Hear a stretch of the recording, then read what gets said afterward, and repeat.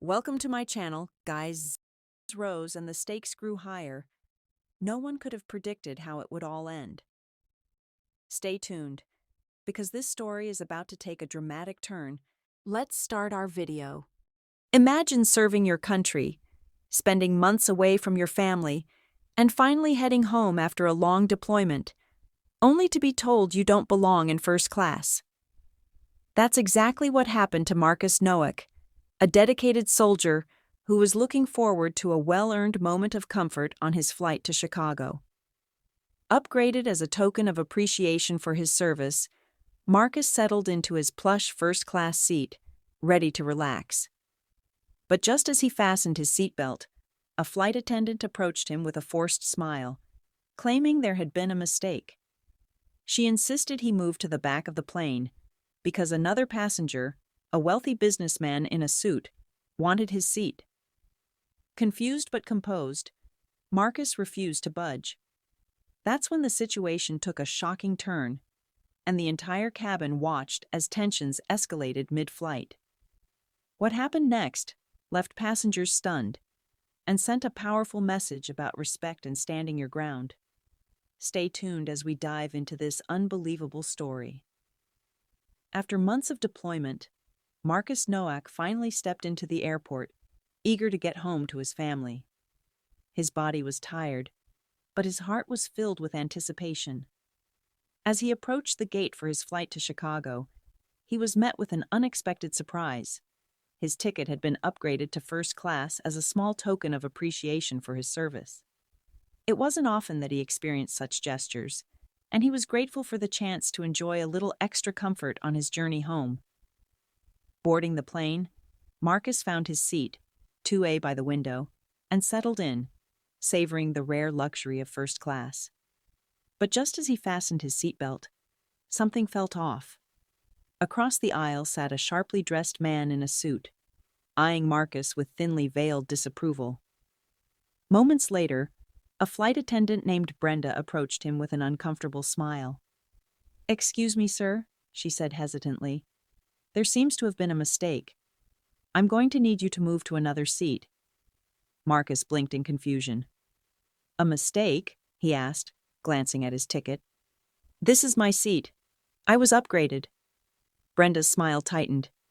"Yes, I understand, but we have another passenger who would prefer this seat. We've arranged a spot for you further back in the cabin." Marcus followed her gaze to the man in the suit, who was now smirking, clearly satisfied with how things were unfolding.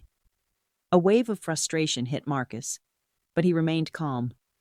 "I'm sorry, ma'am," he said firmly, "but I have a valid ticket for this seat. I'm not moving." The air around them grew tense. Brenda hesitated, glancing back toward the front of the plane. The businessman scoffed. "Do we really have to go through this?" he said impatiently.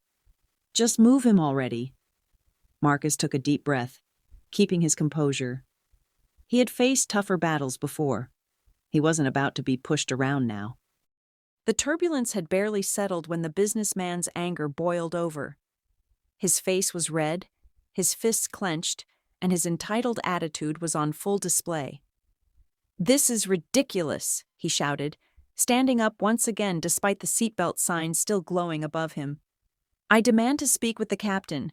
I shouldn't have to sit back there while he takes a first-class seat meant for people like me." His words sent a wave of shock through the cabin. Gasps echoed around him as passengers exchanged uneasy glances. Marcus had heard enough. He calmly unbuckled his seatbelt and turned to face the businessman. "Everyone on this plane deserves respect," he said firmly. "You don't know my story, and you don't know what I've sacrificed for this country. But I do know that no one here owes you anything." His words carried weight, and the tension in the cabin shifted. A few passengers nodded in silent agreement, while others murmured their support. Brenda hesitated, looking between Marcus and the businessman, but before she could intervene, the captain himself appeared at the front of the cabin. His presence alone demanded silence. He strode forward, his expression unreadable. "What seems to be the issue?" he asked, his voice calm but unwavering. The businessman, emboldened by his own arrogance, pointed at Marcus. "This soldier doesn't belong in first class. It's disgraceful." The captain's gaze hardened. He turned to Marcus, his voice measured. "Sir, do you have your boarding pass?" Without hesitation, Marcus handed it over. The captain glanced at it, then looked back at the businessman. "This ticket is valid. He is exactly where he's supposed to be," he said firmly. Then turning to the businessman, he added, "But you, sir, are not." The businessman sputtered, his confidence suddenly faltering. "You can't be serious." "I am," the captain replied, "and I won't tolerate discrimination on my flight. You will return to your seat and remain there, or you will be removed when we land." Silence filled the cabin. The businessman's face twisted in rage, but he knew he had lost. With a final glare at Marcus, he turned and stormed back to his seat. The tension in the air slowly dissipated as passengers exchanged glances, some even offering Marcus small nods of respect. Brenda let out a breath she had been holding, her expression softening as she mouthed, "Thank you." Marcus exhaled, finally allowing himself to relax. Justice had been served, and the message was clear. Respect was not a privilege, it was a right. As the plane began its descent into Chicago, the tension that had gripped the cabin earlier slowly faded. Passengers whispered among themselves, occasionally glancing at Marcus with quiet admiration. A few even gave him nods of respect, silently acknowledging the dignity with which he had handled the situation. The businessman, now silent and seething, kept his eyes fixed on the floor, knowing he had lost not just the argument, but the respect of everyone around him. When the plane finally touched down, a soft round of applause rippled through the cabin, not just for the safe landing, but for the quiet victory that had taken place at 30,000 feet. As Marcus stood to collect his things, a man sitting nearby extended a hand. "Thank you for your service," he said sincerely. A woman a few rows back added, "And thank you for standing up for yourself." That was inspiring. Marcus nodded, appreciating their words more than they knew. Just as he was about to step off the plane, Brenda hurried up beside him.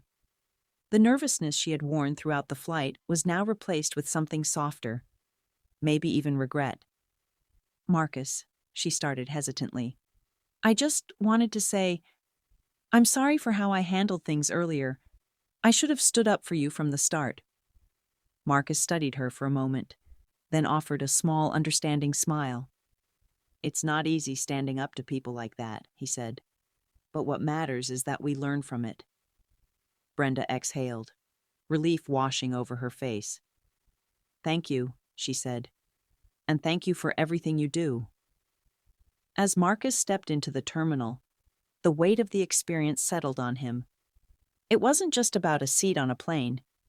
It was about something bigger: respect, equality, the simple truth that no one should be made to feel less than another, no matter their background or their uniform.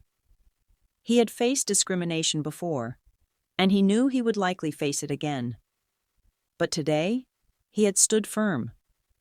And in doing so, he had reminded everyone on that flight, including himself, that dignity is something worth fighting for. Marcus's story is a powerful reminder that standing up for respect and fairness isn't always easy, but it's always worth it. In the face of discrimination and entitlement, he chose dignity over anger, proving that true strength isn't just about fighting battles. It's about standing firm in the moments that matter. His courage not only earned the respect of those around him, but also sent a clear message. Everyone deserves to be treated with equality, no matter who they are or where they sit. What would you have done in Marcus's situation? Would you have spoken up or handled it differently? Let us know in the comments. We'd love to hear your thoughts. If you enjoyed this story and want more real-life tales of courage and justice, be sure to like this video, subscribe to the channel, and turn on notifications so you never miss an update. Thanks for watching, and we'll see you in the next one.